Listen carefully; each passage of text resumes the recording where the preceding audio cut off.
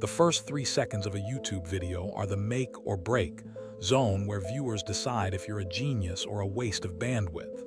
When Roberts opens his mouth, the goal isn't just to sing, it's to rearrange the molecular structure of the air in the room. We start the script with a fast-paced observation. If you thought 2025 was loud, 2026 just walked in and told the previous year to take a seat. The firm stance here is that this isn't just a duet, it's a seismic event. You describe the silence of the crowd, a silence so heavy you could hear a pin drop in a stadium, and then the first note hits. It's not a whisper, it's a declaration. We use humor to highlight the shock on the audience's faces, comparing their dropped jaws to a group of people who just realized they left the oven on at home. The technical side of this point focuses on the vocal placement and the immediate resonance. To avoid violations, we frame this as a transformative reaction analysis, which the algorithm views as original educational commentary rather than just re-uploading a clip. We are talking about the frequency, the grit, and the sheer audacity of starting a song at that level of intensity. By the time we finish this point, the viewer is strapped in for a ride they didn't know they were taking. It's fast, it's firm, and it sets the stage for the carnage to follow. You don't just sing with Jennifer Hudson, you survive a vocal hurricane. In this section, the script pivots to J. Hud's entrance, which we describe as the arrival of a final boss in a video game. She doesn't just join the song, she claims ownership of the stage. The funny angle here is describing the backup band's faces. They look like they're holding onto the floor for dear life. Firmly, we analyze her technique, the diaphragmatic support that allows her to hold a high C while looking like she's just ordering a latte. This isn't just a singer, she's a vocal athlete. We mock the auto-tune era by pointing out that J. Hud's voice has more natural processing power than a 2026 supercomputer. To keep the YouTube bots happy, we add transformative value by breaking down her specific runs and how they differ from the original recording. This isn't a copy, it's a critical dissection of a legend at work. We describe her vibrato as something that could probably power a small city in the Midwest for a week. The pace stays rapid, the wit stays dry, and the respect for the craft remains absolute. It's about the authority she commands, the kind of authority that makes you want to stand up in your living room and clap even though she can't see you. Duets are usually a tug-of-war for the spotlight, and Jennifer are playing a high-stakes game of anything you can do, I can do better, but let's do it together. This point focuses on the blending of their tones. We describe the blend as velvet wrapped in sandpaper smooth, but with enough edge to cut glass. The humor comes from imagining the sound engineers in the back sweating profusely because the levels are peaking into the red. The decibel meter is screaming for mercy, and the microphones are considering early retirement, the script quips. Firmly, we explain why this works. It's the tonal contrast. Its rich, baritone-leaning power meets Jennifer's piercing, gospel-infused soprano. We analyze the eye contact, the professional telepathy that allows them to modulate their volume without a single rehearsal cue. This part of the script is fast, jumping from the technical frequency masking, where one voice covers the other, to the emotional payoff of the harmony. By framing this as a comparative study of vocal synchronization, we stay well within the lines of fair use and original commentary. It's a fast-talking, high-energy breakdown of why these two voices don't just coexist, they collide in the best way possible. Every great performance has a money note, that one moment where the singer decides to go for the gold and ends up winning the entire Olympics. In this performance, it happens at the bridge. We describe this note not as a sound, but as a physical force. The script jokes that local seismographs probably registered a 4.2 magnitude tremor when they hit that sustained harmony. Firmly, we break down the belting technique. We talk about the laryngeal height and the pharyngeal space required to produce that much volume without blowing out a vocal cord. It's vocal gymnastics at the highest level. We laugh at the reaction video influencers who are probably already making surprised faces for their thumbnails, but we stay focused on the actual science of the sound. To avoid copyright strikes, We don't just describe the sound, we describe the structure of the sound. We call out the harmonic overtones that make it sound like there are 20 people singing instead of 2. The pace is frantic here, matching the energy of the song's climax. It's about the sheer, unadulterated skill it takes to hit a note that high, that loud, and that clear without sounding like a tea kettle. You can't talk about Roberts and Jennifer Hudson without talking about the church and their voices. This point is a fast-paced history lesson wrapped in a comedy routine.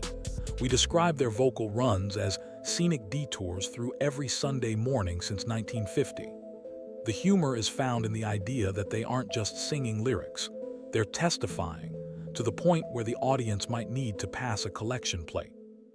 Firmly, we analyze the melismatic phrasing, the way they can turn a one-syllable word like love into a 15-second journey through the entire chromatic scale. We explain the call and response dynamic, which is a staple of the American soul tradition. By adding this historical and cultural context, the script provides educational value, which is a golden ticket for YouTube's algorithm. We're not just showing a clip, we're explaining the genealogy of soul. The tone is firm. If you don't feel this in your soul, you might actually be a robot or a very sophisticated toaster. It's a fast, witty tribute to the roots of their power, ensuring the audience understands that this isn't just talent. It's a legacy being delivered at 120 beats per minute. In 2026, the internet loves to talk about vocal health, but Jennifer seemed to have lungs made of aerospace-grade titanium. This section of the script takes a firm, slightly sarcastic look at vocal coaches on TikTok who try to nitpick this performance. Oh, his neck looks a little tense. His neck is carrying the weight of the entire music industry. Let him live, the script jokes. We move fast into a breakdown of breath management. We analyze how they take micro-breaths in between phrases to keep the power consistent.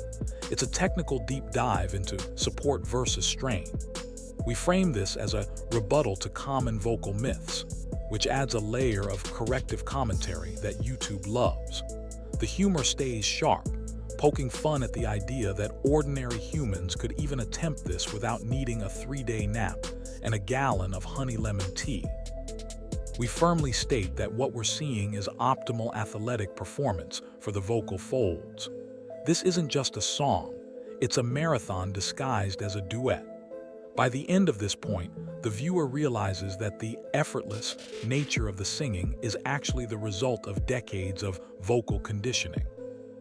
A performance is only as good as the people watching it, and the crowd during this duet looks like they've just witnessed a miracle or a UFO landing, possibly both. The script quickly shifts focus to the psychological impact of the performance. We use humor to describe the celebrities in the front row looking humbled, like they're reconsidering their own career choices.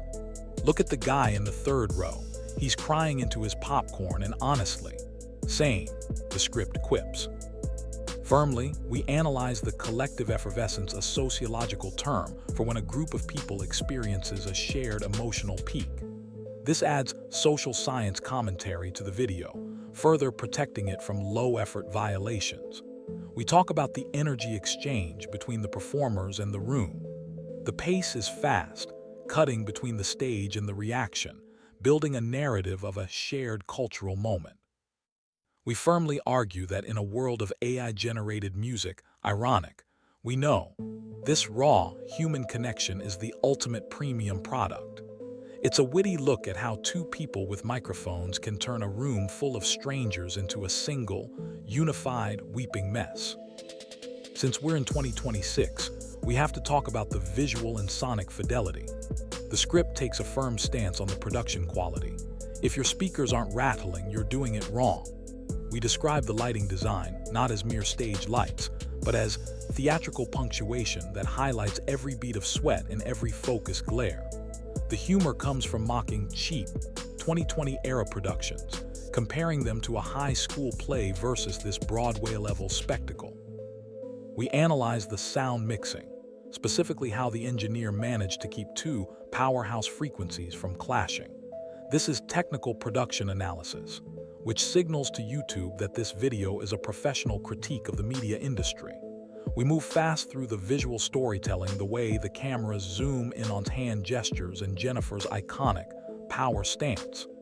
We firmly state that this is the new standard for live streaming events. It's a sharp, fast-paced look at how the packaging of a performance helps sell the product of the voice. The script now turns its fire on one-hit wonders and tick earworms. We firmly argue that while a catchy 15-second clip is fine for a cat video, it can't hold a candle to a 7-minute vocal journey. This isn't a challenge, it's a conquest, the script asserts. The humor is aimed at the disposable nature of modern pop, contrasting it with the timelessness of this duet. We break down the arrangement structure, the slow build, the climax, and the falling action. By using academic musical terms, we reinforce the expert commentary status of the video. The pace is quick, dismissing the flash-in-the-pan hits of the month to focus on why this specific performance will be studied by vocal students for the next 20 years. We describe it as nutritional music. It's not just candy. It's a full-course meal with extra dessert.